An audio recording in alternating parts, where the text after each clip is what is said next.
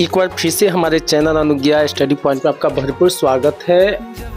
आज के इस वीडियो में आप साइंस का पेपर कैसे परीक्षा में दें उसके ऊपर यह बना हुआ है और मैं आपको कुछ ऐसे टिप्स दूंगा जिससे आपको साइंस में अच्छे मार्क्स आएंगे। तो जैसा कि आप जानते हैं कि इसमें 20 नंबर का प्रैक्टिकल भी होता है जो आपको स्कूल से ही मिल जाएंगे।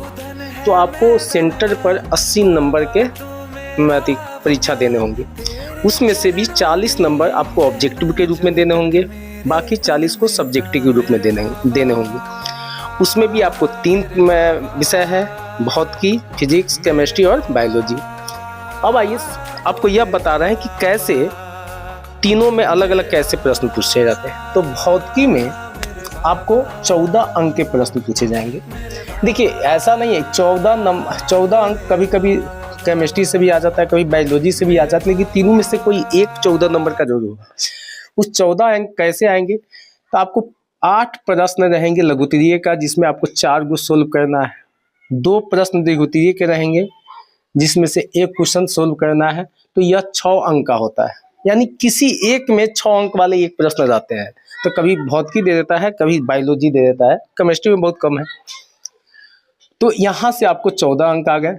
उसके बाद रसायन शास्त्र में जाइएगा तो उसमें 13 अंक आते हैं। उसमें भी लघुत्तरीय यानी 2 अंक स्तरीय आपको 8 प्रश्न होंगे जिसमें से आपको 4 तो चूज करके बनाना होगा। फिर उसमें से 1 क्वेश्चन दीर्घोत्तरीय में ऐसे प्रश्न रहेंगे 2, उसमें से 1 क्वेश्चन आपको सोल्व करना है। बायोलॉजी में भी उसी तरह से है कि आपको 8 क्वेश्चन में से 4 क्वेश्चन सोल्व करना है, 1 क्वेश्चन 5 नंबर का। इस तरह से भौतिकी से 14 अंक और रसायन से 13 अंक और बायोलॉजी से 13 अंक। तो 13 13 26 और 14 40 नंबर यह हुआ, 40 का नंबर का ऑब्जेक्टिव। तो इस तरह से कुल हो जाते हैं 80। 20 नंबर आपका स्कूल के माध्यम से, तो 80 अभी 100 हो गए।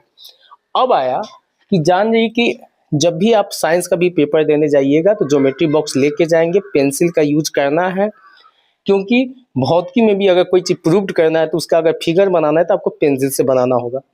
और जान जाइए कि अगर जिस प्रश्न में फिगर है, अगर आप फिगर नहीं बनाते हैं तो आप आधा नंबर सोच करके जाइए। अगर वह 2 अंक स्तरीय है, जैसे मान लेते हैं कि परावर्तन का नियम पूछा, तो परावर्तन के नियम फिगर है, ऐसे फिगर है, आप खाली लिख करके आए कि आपतन कोण परावर्तन कोण और विलंब तीनों एक ही समतल में, तो ऐसा खाली लिख करके आ गए, आप फिगर नहीं बनाए तो इससे क्या होता है कि एग्जाम जो आपको कॉपी चेकेगा वह कंफ्यूज होता है थोड़ा सा कि लड़का जान तो रहा है, हो सकता है कि चीटिंग करके लिखा हो, लेकिन अगर आप फिगर बना देते हैं तो यह उसके दिमाग